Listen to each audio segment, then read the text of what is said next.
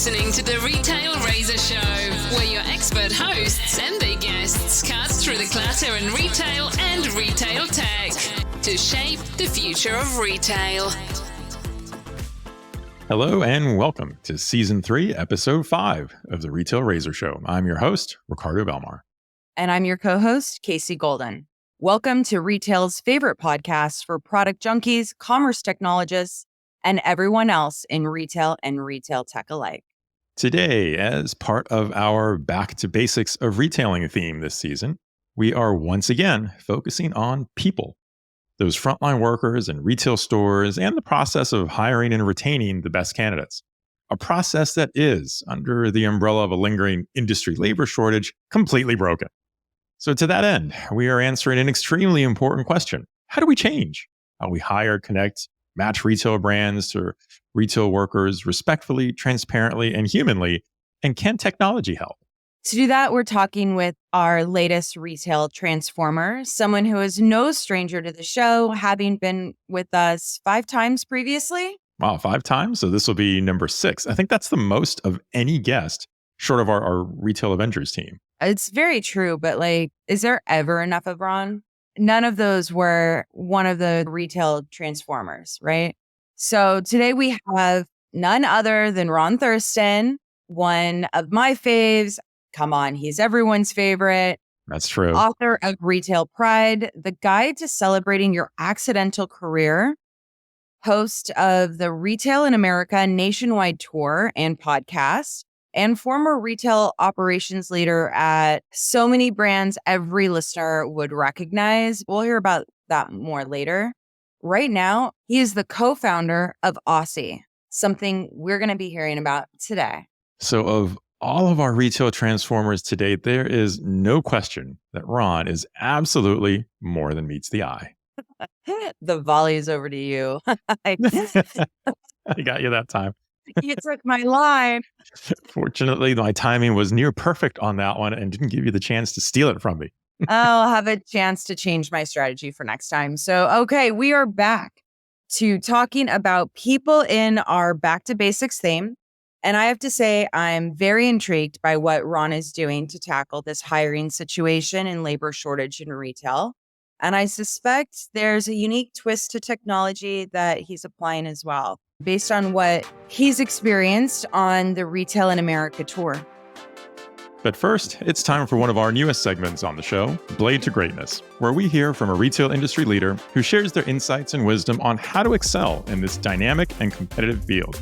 In this segment, we learn about the essential skills and qualities that every retail executive needs to have to lead their teams and their businesses to success. Whether we're talking about the corporate office or stores, we'll uncover valuable tips and advice that you can apply to your own retail career path. We'll speak with Jeffrey P. McNulty, founder and CEO of New Retail Ethos, creator of The Ultimate Retail Course, and author of The Ultimate Retail Manual. We'll learn from his 30 years of hands-on experience as an executive leader for the Home Depot, Lowe's, Barnes & Noble, PetSmart, Shopko, Toys R Us, Publix, and Festival Foods, plus 18 years of experience as a retail research analyst, having conducted over 1,000 consultations with clients on Wall Street, hedge fund managers, equity investment partners, retailers, and entrepreneurs in the retail sector.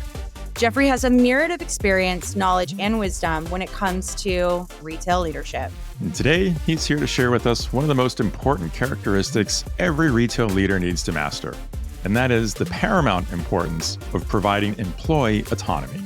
Let's listen to what he has to share with us. Welcome, Jeffrey. Thank you, Casey and Ricardo, for having me on the Retail Razor Show. It's an honor, and I look forward to coming back in the future. That's a great question, Ricardo. Employee autonomy is very, very near and dear to my heart. In my best-selling book, The Ultimate Retail Manual, and in my top-selling online course, The Ultimate Retail Course, I share 6 anchors on how retailers and businesses can create an inclusive, engaging, and rewarding culture for their employees, customers, leaders, and vendors. The 4th anchor of the 6 is the extent to which employee autonomy is allowed in making decisions, developing innovative ideas, and enabling personal expression within your organization. Autonomy in the retail sector at any leadership level is having the freedom of choice and making decisions with confidence from your superiors to incur mistakes. Autonomy in the retail sector is generally considered an unacceptable practice because of the deluge of regimented corporate structure and accountability placed upon the stores. This outdated temperament severely inhibits each store leader's ability to positively influence their environment and fully express employees' creativity and innovative ideas. If you study the top technology organizations, you will find a very successful blueprint being implemented. There's no harm in cherry picking from other companies or sectors with an effective operating strategy. One of the most potent attributes the technology companies employs their understanding of autonomy's positive impact on their organization. They encourage autonomous behavior while rewarding their teams for exemplary results. If you read their press releases, they openly admit that many of their top revolutionary ideas come from groups of skilled associates who have full autonomy to achieve their goals. Here are some prime examples of massive innovative ideas that came to fruition by organizations that actively support and embrace employee autonomy. And when I thought about these, I thought, wow, I never knew these came from autonomous behaviors. Google developed Gmail from this. Facebook developed the like button. And this one really was interesting. Lockheed Martin created the SR-71 Blackbird and F-22 Raptor from employees having autonomous behavior. And then, of course, one of the ones I'm most proud of is I was proud to be responsible for bringing Gorilla Glue to the Home Depot in 2002. And this was because I was afforded the opportunity of autonomy from my superiors. So I called up my president at the time for the Midwest division. His name was Bill Patterson. And I explained to him that I wanted to create a pilot program at my store in Green Bay, Wisconsin, for 4 Gorilla Glue SKUs, and presented consumer feedback to him, revenue numbers, SKU penetration, metrics, and gross margin statistics to the entire Midwest divisional merchant teams. And they were extremely impressed and decided to roll out these SKUs to the entire Midwest division and ultimately the entire company. So as an added bonus of being as for listeners of the Retail Razor podcast, I'm offering a $100 off discount to all listeners for the Ultimate Retail Course. All you have to do is go to the ultimateretailcourse.com and enter in the code RetailRockstar100 off. And for any of my consulting services at New Retail Ethos, just go to newretailethos.com. Well, thank you for that amazing offer for our listeners, Jeffrey. And also, let me also thank you for having brought Gorilla Glue into the Home Depot, because I, for one, am a major customer of that product. Tongue twister. I don't think anybody gets that right. I know, right? Exactly. It's a tongue twister. But that's a fantastic example. Honestly, that is a great example of autonomy. I love all those examples. I mean, so many things can come by just listening for a key creative idea. Yeah, I think that's really the another actuator that you can really motivate people with. See, a lot of times what's happening is leaders of businesses and retailers are trying to motivate, again, extrinsically. Increase pay, more time off, more perks. And don't get me wrong, employees love that. But when you go to work every day, when you get out of bed in the morning and you choose to go to work for a retailer or a business, that's a conscious choice you're making. And I used to say to myself when I was driving to work every day to work, I'd say, Jeff, who are you going to impact today? And then driving home from work, I used to say, Jeff, who did you positively impact today? And I would go through the list of people, and it would always make me feel good to know that I had impact on people. But you got to create that environment where people want to come to work. And people think, again, it's always the perks, but it's not always the perks. If you look at the technology companies, they're removing the foosball tables and the free lunches and all that, because that's great, but people get used to that. They get used to all those extra perks, and it doesn't have the same motivational impact because it doesn't come from inside. It doesn't tap into what I like to call heart energy. I was listening to Neil Diamond, his song, Tap Into Your Heart Light. And I play that once every morning, believe it or not. When I'm getting ready in the morning, I put it on YouTube. And I play that because I want to make sure I'm tapping into my heart light every day. And that's really, it's not really that hard to do, but you got to really care about people. We keep talking about this. This is a repetitive pattern. You got to care about people. You got to promote the right leaders who care about people. And you got to really want to see people succeed. I worked with a lot of leaders that if they were happy when they were succeeding, but if anybody else was succeeding, they were jealous or they were envious. And, I'd pull them aside and say, listen, we're all in this together. We're all connected as human beings around the world. We're all connected. We're all part of the same species, right? And I want to see everybody doing well. And the expression that I use is that we live in a wealthy, abundant, and prosperous universe where there's enough for everyone to go around. But you got to have leaders that genuinely care about this. And so one of the things I enjoyed the most about being a leader was creating future leaders. I had a vice president come up to me one time at a walk at Home Depot, and he would say, what's your number one thing that you're responsible for? And everybody started saying customer service. I'm like, no, it's developing future leaders. Because if you develop future leaders, that's going to take care of itself. Now, if you're developing future leaders and you're not a good leader, then that's a different story. Because then, I worked in a lot of stores, a lot of districts where there was a lot of mini-me's running around. From Austin Powers, a lot of mini-me's that were running around, and they would only hire type A personalities. And I'm like, have you ever been in a store or a district with all type A personalities? It's chaos. It's literally chaos personified.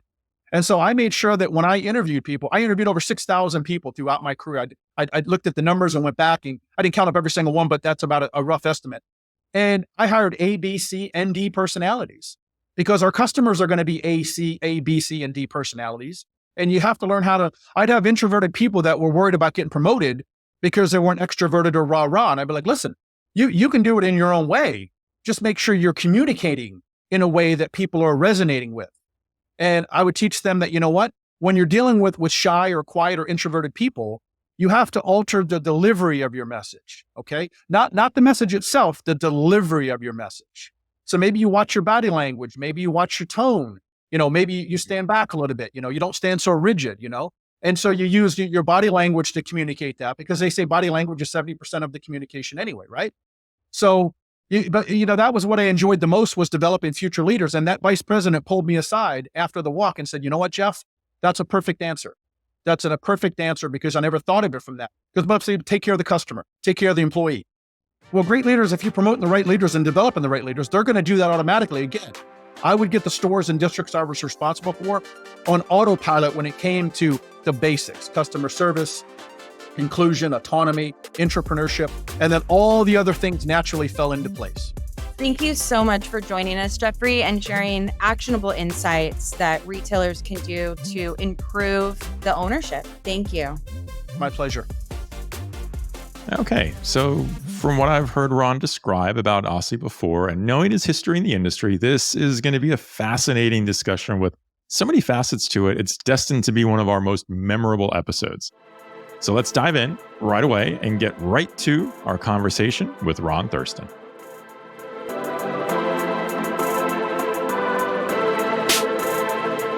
Welcome to the show again, Ron.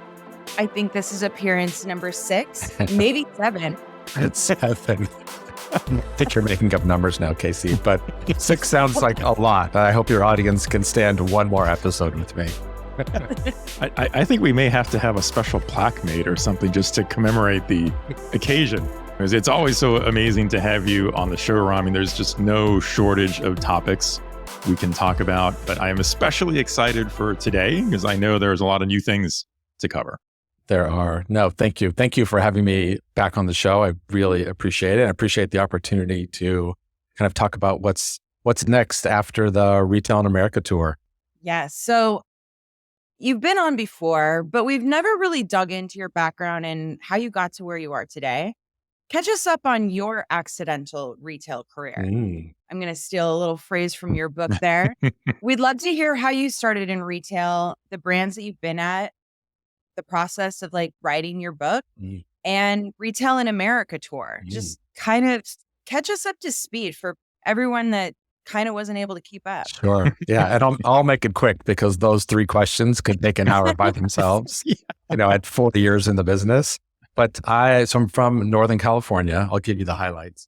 I'm from Northern California, and I grew up in a family that was in the construction business. My grandfather owned a company, was the CEO of a construction company that primarily built grocery stores and ended up being one of the primary vendors to building all the Safeway stores on the West Coast.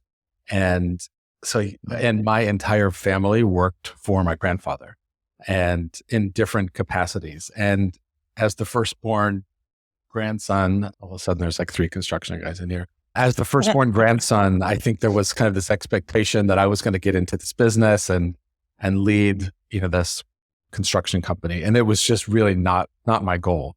And I was very transparent about that. And my grandfather was incredibly supportive. And in fact, my book is dedicated to my grandfather and the leadership skills that he taught me.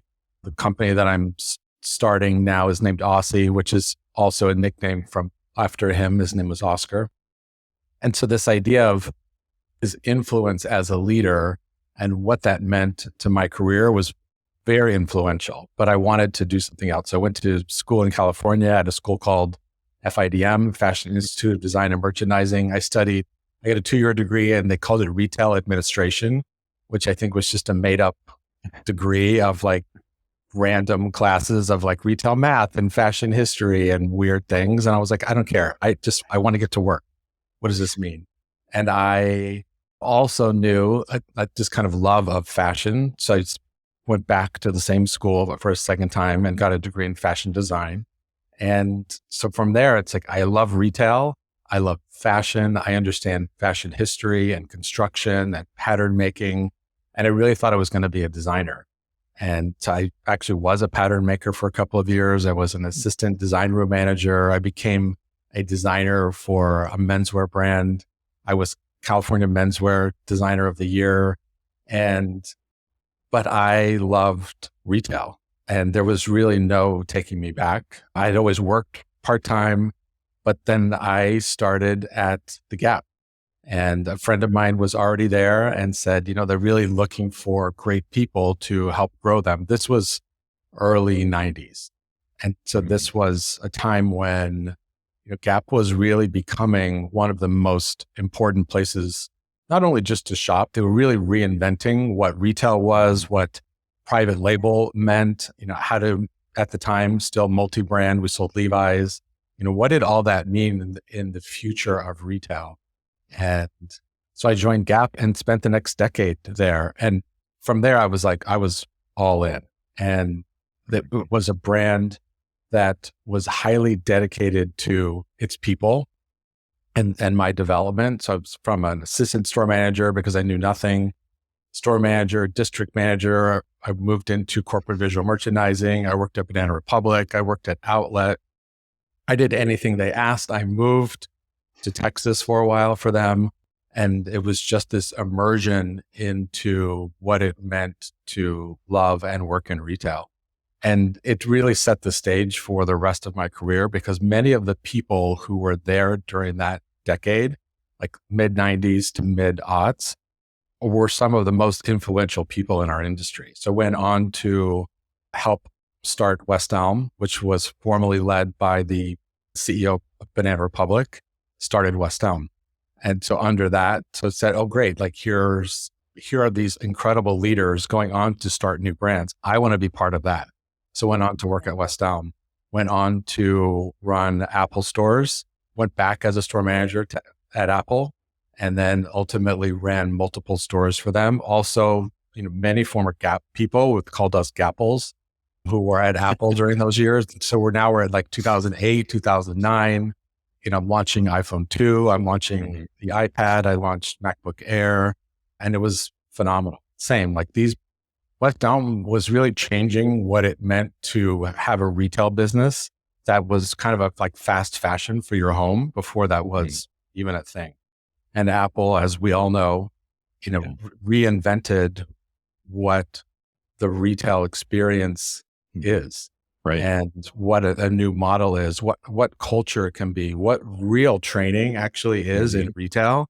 There's still today, I think no one makes the investment that Apple does in people and their development and their commitment to their careers. And I was really proud to work there and went on to then at the same time, like help launch and run Tory Burch in the field. She was, as a female founder, a woman who was really building this American brand, like the next great American brand, opened dozens of stores, opened the flagship on Madison Avenue in New York. I opened the flagship on Rodeo Drive, and I was living in LA at the time and just had this great run and then I moved to New York City. So this was about 9 years ago to help start Bonobos. So there's this trend in my life that of like, I want to be where the most interesting and innovative and game-changing brands are making a difference in our industry. Who's doing the most interesting things? And it rarely had anything to do with the product that they were selling. It was more about what's the business model, who works there, how are they doing, why are they there, what are you going to do, what is the financial success plan, what's unique about this business?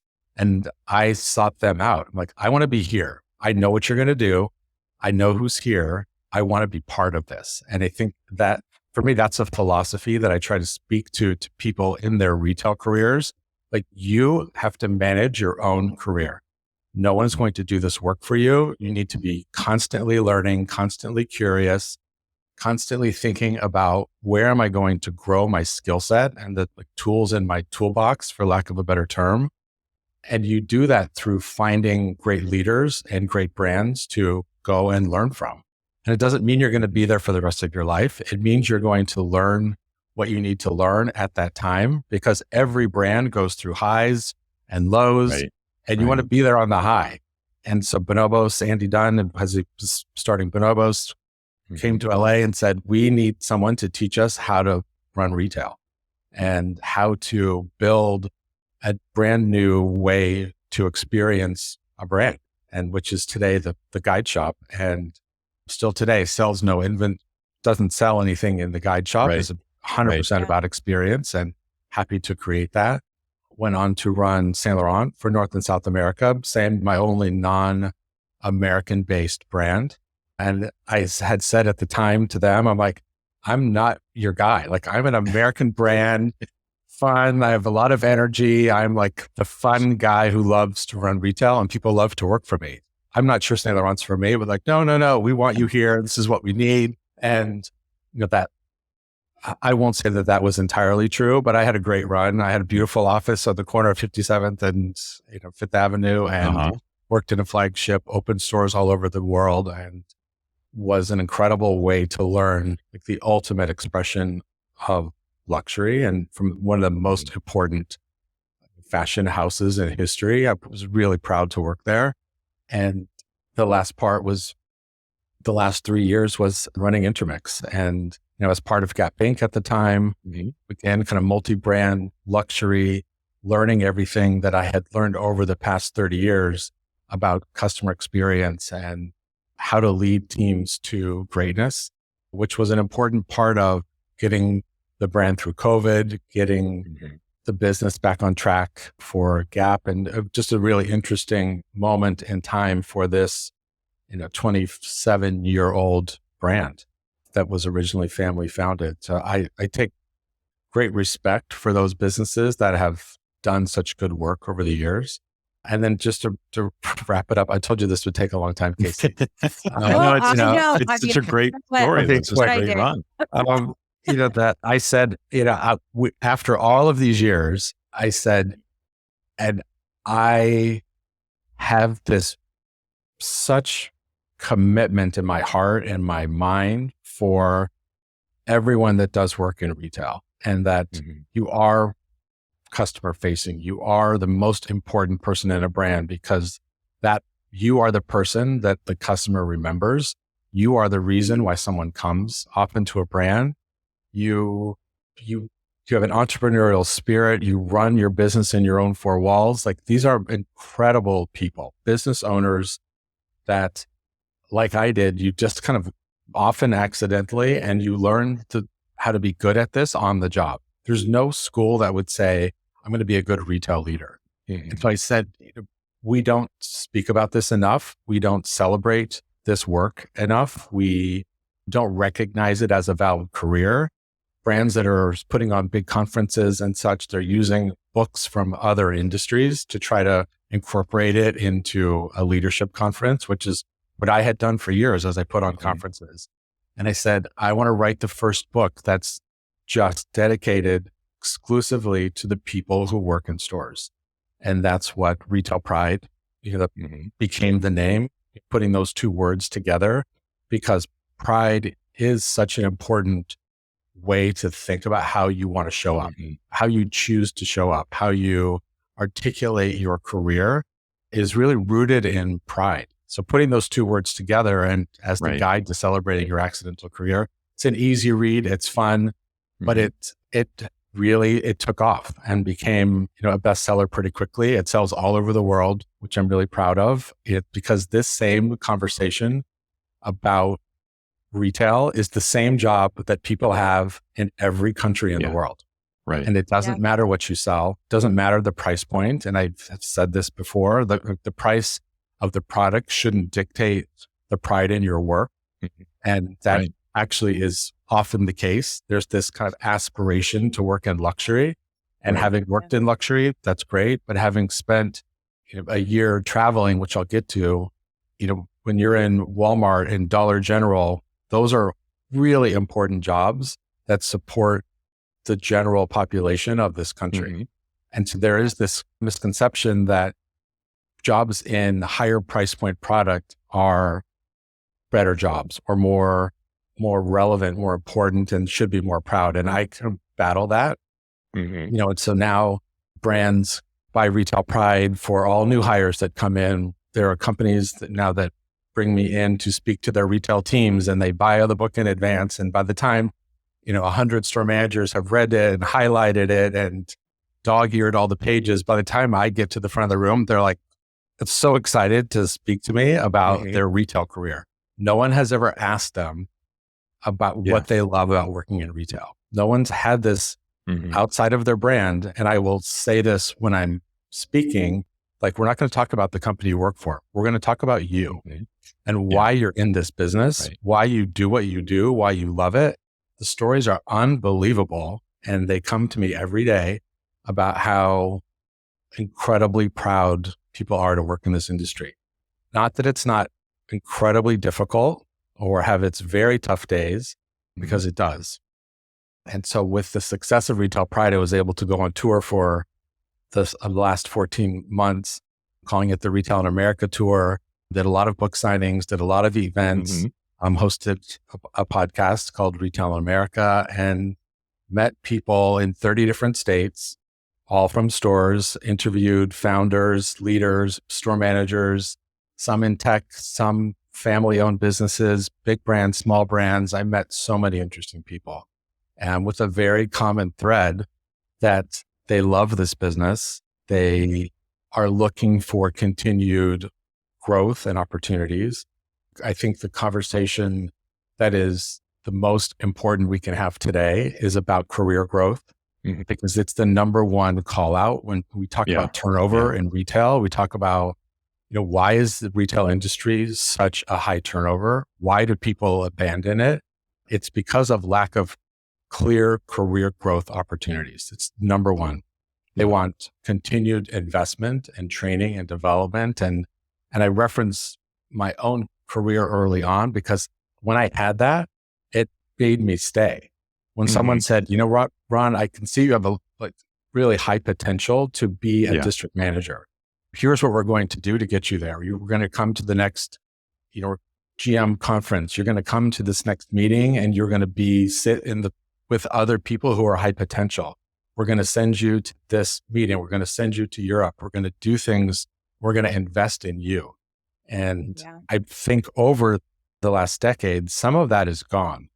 And we have to say, if we're going to change the way people perceive their careers and why choosing a career in stores is a very important and valid choice, then we also have to change the way that we think about investing in people and investing in continued training and development, in honest and open career conversations, in providing opportunities for growth, even when times are tougher. And you could say that to be very true.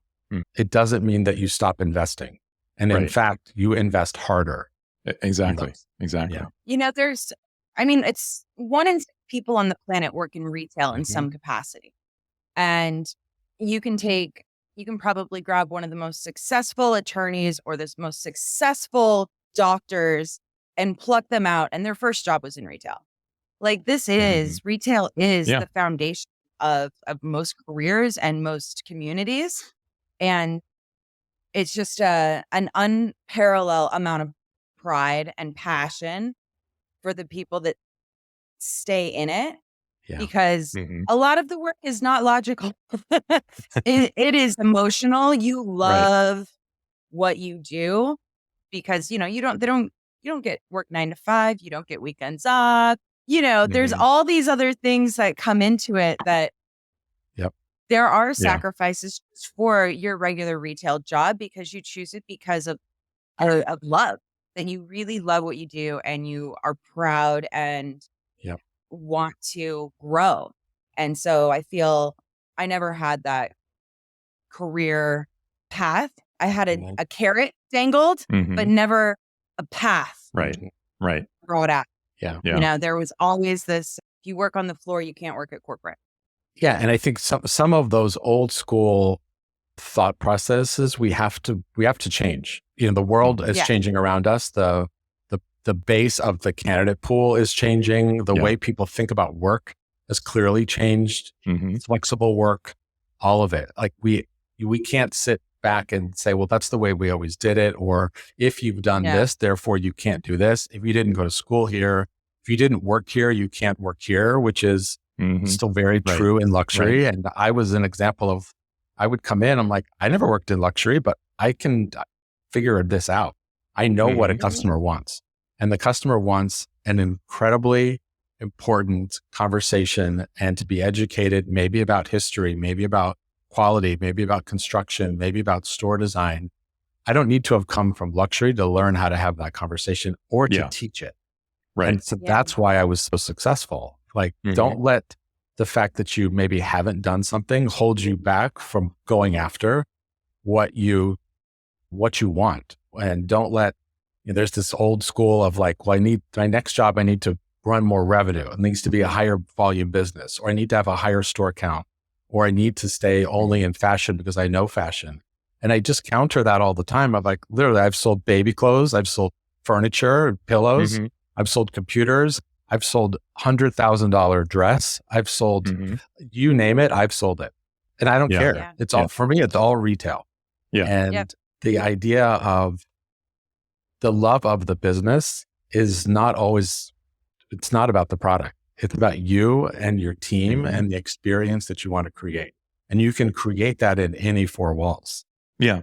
And it's like, to your point, really empowering. Yeah. And to your point, it's really, I think, transferable in that way, right? It's not unique to any particular segment necessarily. It's a skill set when you have done that job and you want to do it more. It's something you can move from segment to segment, category to category. I've always felt that one of the things that's sort of broken about the process is that maybe on the corporate side of retail, there's been a little bit of an expectation that this is the job of last resort for a lot of people they're hiring, which I think is absolutely the wrong approach to take. Because if you have that going in, then how is that going to impact anything that you decide to create around training, around, to your earlier point about career growth, about anything related to retention? You kind of lose sight of those things if you're going in position is that, well, people didn't really come to this position because it's what they wanted. It's because it's what they were able to get. And I think that also has a pretty big impact on something Casey and I talked about when we introduced this particular episode in the whole hiring process too in retail. Like, how does a brand find the people, especially now that we continue to live in this time where there's still a labor shortage for most retail segments. And that means that you have to create an environment that incentivizes people to want to come and work in retail where they otherwise might not think about it. And I don't think brands are used to being in that position. And I think that kind of makes us look at this and say, this process is broken. And I know you have a unique perspective on that as well, Ron, right? About how is this process broken? How can we fix it? So I did want to hear a little bit more from you on what you think can be done there to kind of disrupt the whole approach. Yeah. Thank you, Ricardo. That's a really good setup. Thank you.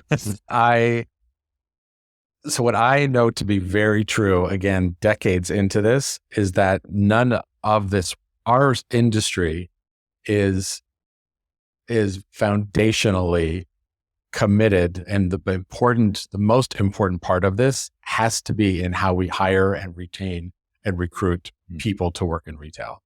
There is no retail without people. Right. There isn't. We can have conversations about AI and we can do all of that and as a supplement, but there is no retail without people.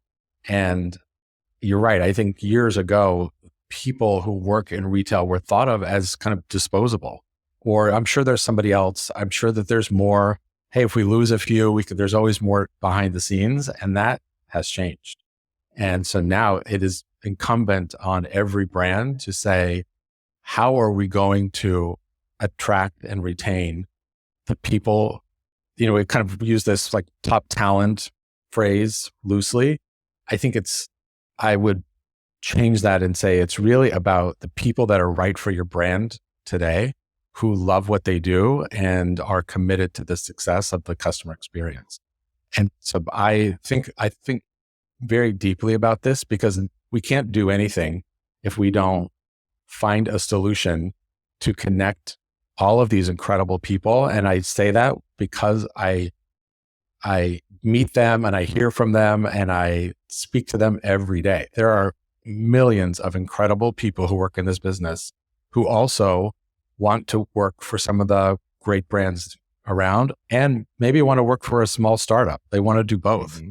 And at the same time, making an investment, having the ability to create an investment in yourself through building community. So what I'm creating, and I mentioned earlier, the company name is Ossy, has three pillars. One is creating community for candidates. And I use the word candidate, but it doesn't even mean that you are actively searching. It could just be that you want to be in a community with other people who work in retail.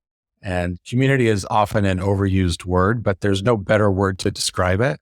I'll just say a community where there will be webinars hosted by myself and other guest speakers. There will be blog posts. There will be on-demand coaching through a partnership that I'm going to have with another about to startup company. So everything could be resume review, all the things that you need to be a great candidate, to be someone who works in retail, someone who wants to learn more about the industry, how to get where you are. So coaching on demand will provide the opportunity to learn how to grow your career. So none of these tools currently exist in any one format. So that's pillar number one, thousands and thousands of people who love this business and have a place to go. Pillar two is for retailers to say, I want the level of having an executive search level, high touch recruiting experience, but most brands are unwilling to pay for that for roles in the store. And so when the average recruiting fees are 15 to 22% of someone's annual salary, generally, if I'm hiring a store manager, I'm not going to pay those fees. Mm-hmm. Just not. I'm like, I can post on LinkedIn, I'll post on Indeed, I'll post anywhere and cross my fingers and hope for the best. The reality is that doesn't work. Ossy will provide a paid way, a subscription-based paid way for retailers to post their jobs and then be presented to candidates as through this candidate pool that I have for these open jobs. So very high touch level of service. The candidates will say, I'm interested in that role. They will all be screened and pre-interviewed and then be presented to the retailer. So they will have that level of service that they need and desire. Nothing AI based here, all very human. And it's because I believe so strongly that if I'm being hired into retail, the reason I'm hired is because I'm creating an experience for a customer.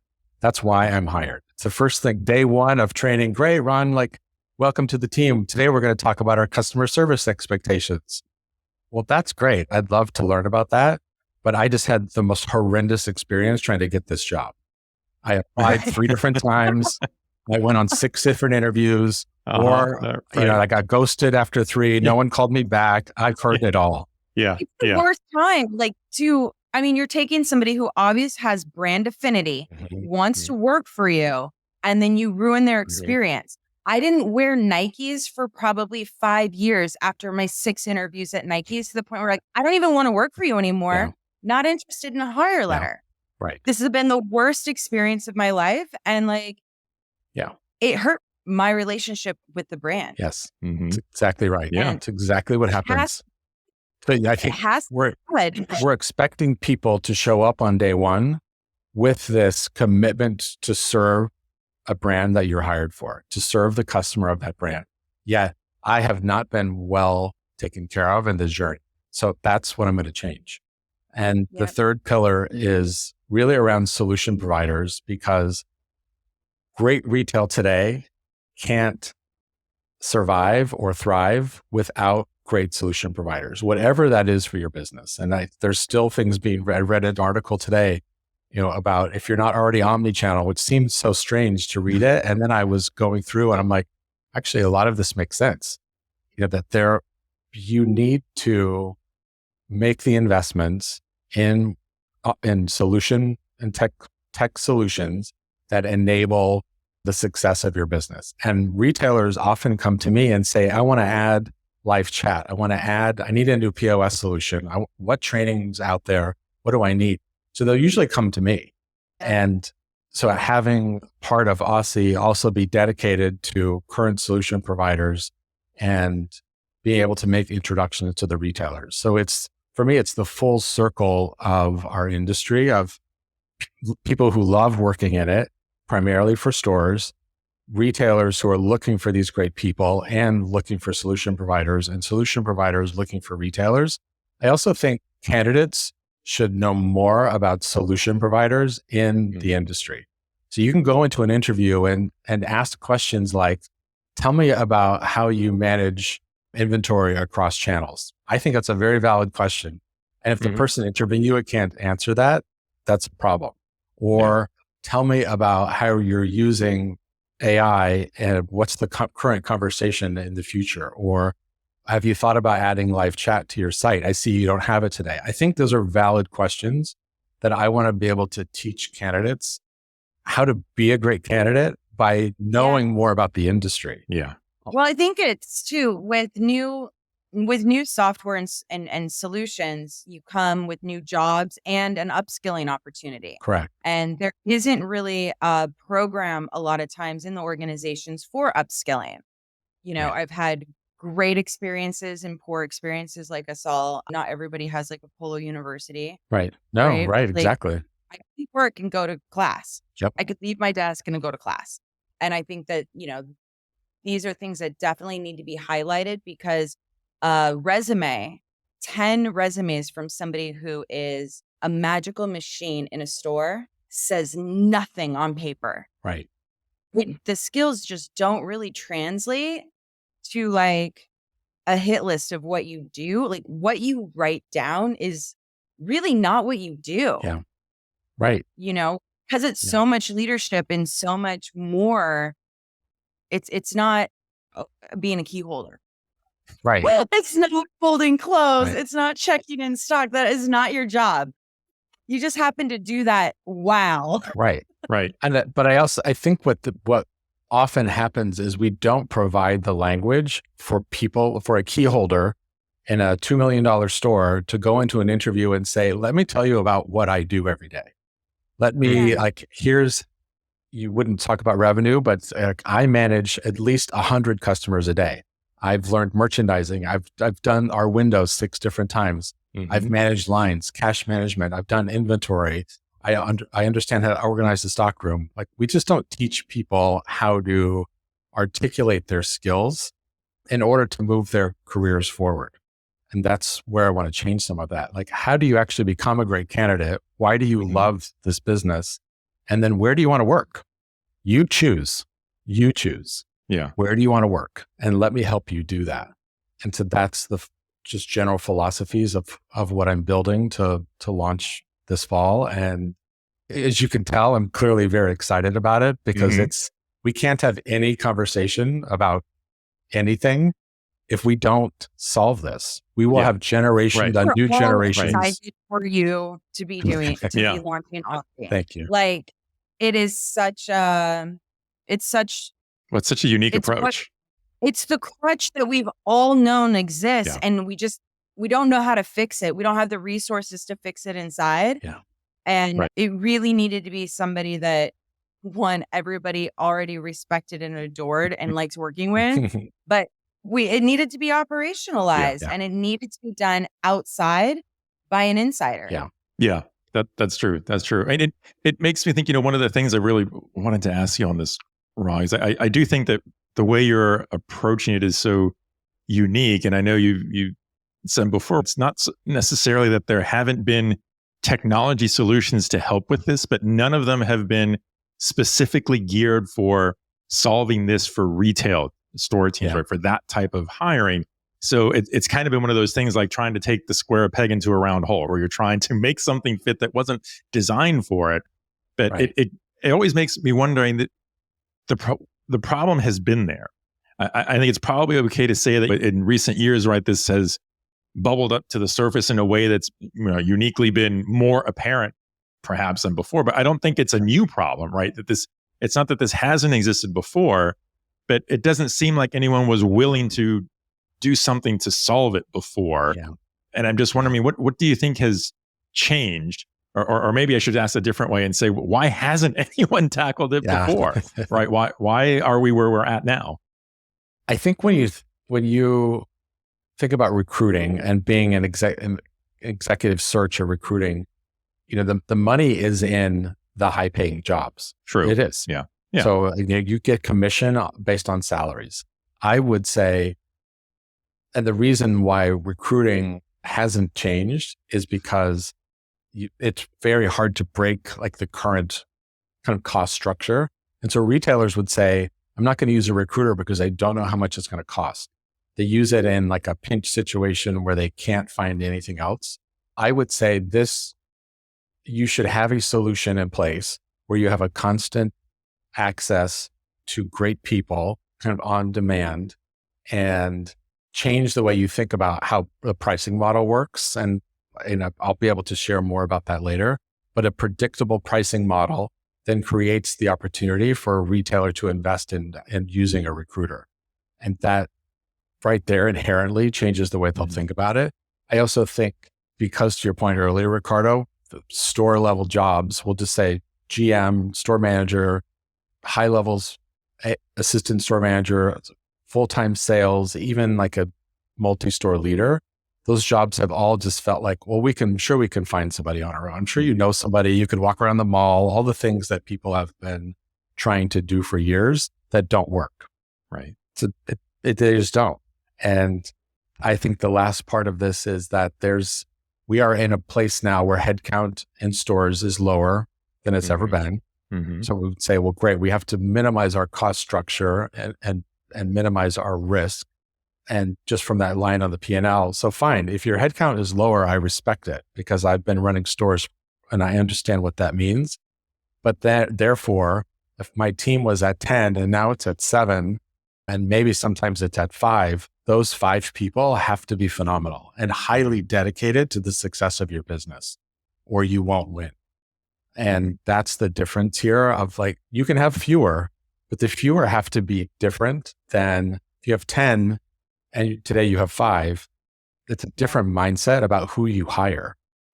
I mean, I think that this is not going to be on everybody's mind.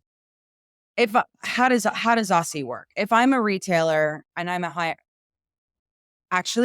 I'm a hiring manager at a brand, how do I best engage to find the right candidate if I'm a store manager and I can go through that process, or do I need to call HR? So it could be both, because this is subscription based. It will be very easy to post a job and kind of pay with a credit card and post a job. So yes, it can be done at any level. I think some of them that are going to be multiple jobs will require some level of, but the pricing model will be as such as say, you know what, I really want to be part of this. I really want access to what Ossy is building. I'm going to post some jobs on there at a cost rate that would be easily approved, is how I would put it, versus signing a contract with a recruiter and then all of this. Right. We're also looking at signing bonuses paid by Ossy for people taking these jobs. Again, like highly motivated people are exactly what the industry needs to move it forward. And we have to change the way that we think about this. Going back to the candidates, I really like this idea of a community and having that development opportunity. Is there a cost? I mean, how does somebody who works at a store in Davenport, Iowa, join the community? I love this question, Casey. Can they? They absolutely can. I would welcome them. And so what I think is important is that if I am going to say that retail is an industry that's open to all, that it should be open to all, regardless of any financial constraint. So everything for the candidate on Ossy will be free. And so that will include webinars, that will include on-demand coaching through another platform partnership. It will include blog posts and many other things, the ability to network, meet other potential mentors, all of this. I think that it's important that we build something that is very candidate friendly. Everyone can join. You build a profile, upload your resume if you choose, put some fun things in about you. And so you can really think about it as LinkedIn, but for retail specific and very candidate and store specific that way. With more live streaming, all of this. So because LinkedIn is fantastic. And as everybody knows, I'm on there a lot, but it can be very overwhelming for kind of an entry user and don't really know where to start or how to search or how to find your own community. And so that's what I'm going to build. And so whether you are part-time, just getting started, you've been in the industry for 20, 30 years, and you want to continue to meet new people in your city or other places, you'll find them all on Ossy.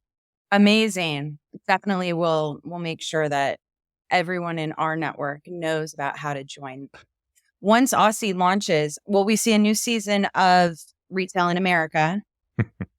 Absolutely will. So I've been on hiatus since first season 1, the last couple of months, because season 1 was about going out and meeting people where they are. I wanted to live in the Airstream, travel to all these states, see where people work, see their local cities, understand retail communities at their core. And as I may have mentioned, some of that was very small town. A lot of the campgrounds we were in, Walmart was the only place to shop or family-owned businesses. And so having that experience versus kind of New York City and having everything at your fingertips. I remember actually very specifically pretty early on because I love Starbucks. I drink a lot of coffee. And I was like, where's the nearest Starbucks? I pull up the app. It was like 57 miles away. And I'm like, wow, we really are we're spoiled. We're really spoiled. And I need coffee now. And there were 4 Starbucks within 1 block radius of my apartment in New York City. So those kinds of ideas, or I wanted to understand what that really meant. And so when I think about retail, it's not just fashion New York City. It's actually so much bigger than that. Yeah. And season 2 will very much be about the retail industry and retail in America, but it won't be on the road. So it will likely be celebrating candidates that have had great careers and maybe found new jobs on Ossy, retailers who are doing the right thing for their people and investing. So celebrating retailers that are doing that well today from a people perspective, and solution providers celebrating them that are also doing great work. So I think it's taking everything I learned on the road and putting it into a new season, celebrating the industry with some new ideas. Oh, love that. Okay. Looking forward to that for sure. Right. Yeah. So I guess the other thing you have to ask then is, based on your experience from season 1 and the tour itself, are any chances that you've got plans for another book in the future? So my original goal was that I would have written it from the road. I will tell you that it was, while if you follow me on Instagram, it looks beautiful and I love everywhere that I was. It was a lot of work behind the scenes, and there was a lot less of Ron sitting at a picnic table, writing, and a little more about how do you empty the sewage tank. I can make it look glamorous, but it was a lot of work. So I didn't have the alone is enough work, and we're just layering it on here. I could do a lot. I'm a highly productive person. But I was I couldn't find the time. So to answer your question, I would love to, because some of the biggest requests that I get from readers are around retail leadership of I love my job. I'm really proud of working in retail. I love that you wrote about empathy and curiosity and focus, the top 10 reasons why we love retail, all the things that are pillars of retail pride. But I'm a manager for the last 10 years. How do I become a district manager? What do I need to do to invest in my team? So much more of a leadership slant And I think a lot of that will come through Ossy, but I would also like to write a book that's specifically about retail leadership. And there are a couple that have been now growing between April and Kit Campoy and people who have done great or written great content, retail leadership, but there's always room for more. I think to your point, Casey, earlier, you have the 15 to 20 million people work in this industry. We need a lot more content and a lot more resources to make sure that this continues to thrive. And I spoke last week virtually to Marist College, which is an upstate New York fashion school. And they had invited high school juniors and seniors to Marist College for the day. They had like a day on campus and learned all about fashion and retail. And I was kind of their last speaker of the day and really talking about what it means to join this industry. No matter what you want to do, get a part-time job in retail. Like find a brand that you love and just get a part-time job as a senior in high school. And they were really 30 or 40 kids, like really like this idea. And when I speak about this is what you will learn and gain, and no matter where you end up in the industry, the knowledge base that you will have about how it operates from working in a store is like no other. And so like there's constant like new people joining the industry. How is it changing? How is it the same? What do we need to do to talk about great careers? And so that's what I will continue to do and write about. I know I've asked you this in the past, Ron. I'm going to ask again, because this always comes to mind when I hear you say these things. I always start to wonder, why aren't there other retail executives, other retail leaders that are also saying all of these things that, we'll sit here and we'll say, well, hear you say these things wrong. And I think, and every time you've been on the show before, we've said, well, makes so much sense. Of course we need to do that. Yes, we need more of that. Why aren't there more people doing these things and saying more of these things to really make a difference in the way that we hear you saying all of these things?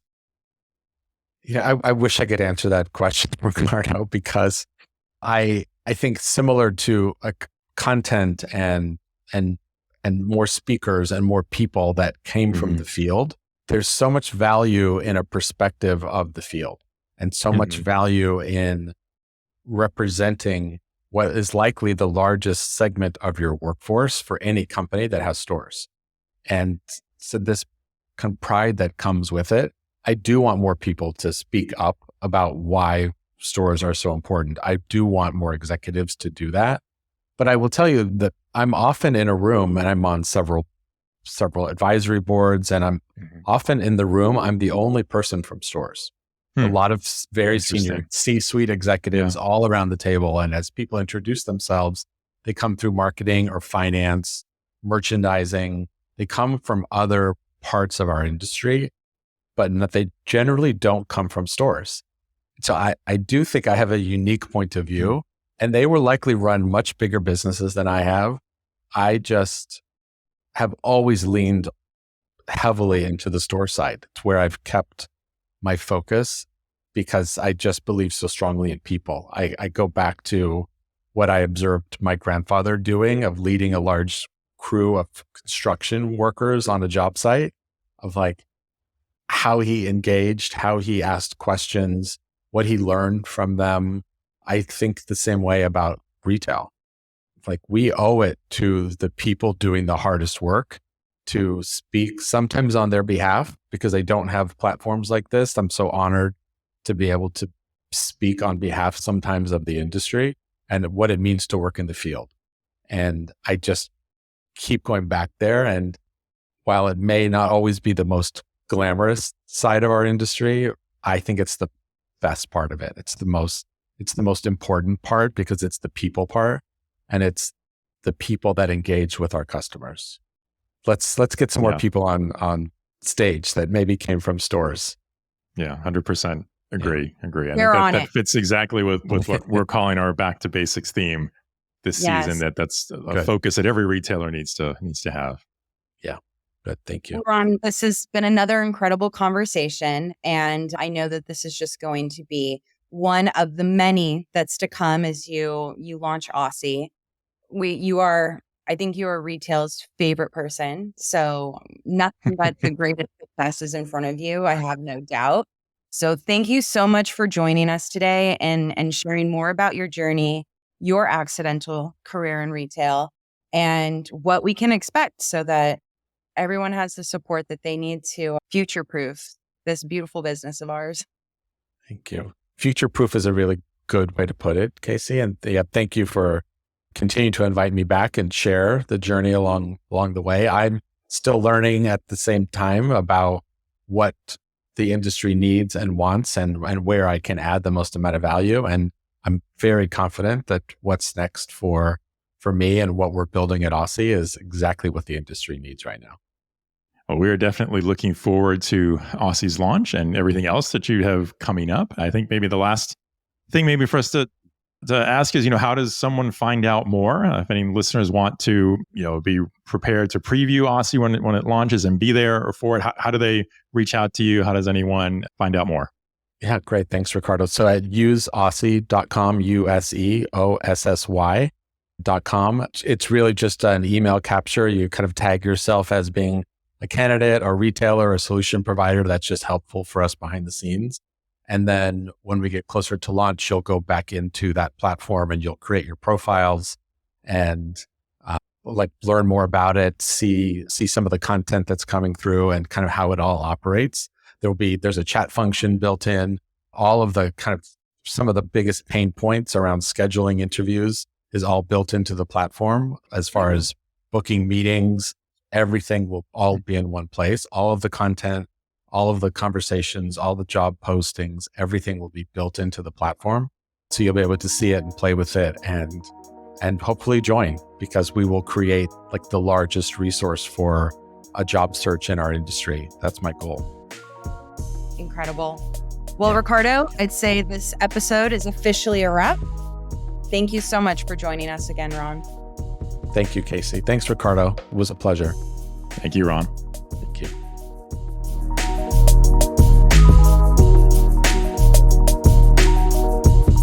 If you enjoyed our show, please consider giving us a 5-star rating and review on Apple Podcasts. Remember to smash that subscribe button in your favorite podcast player or watch us on YouTube so you just don't miss a minute.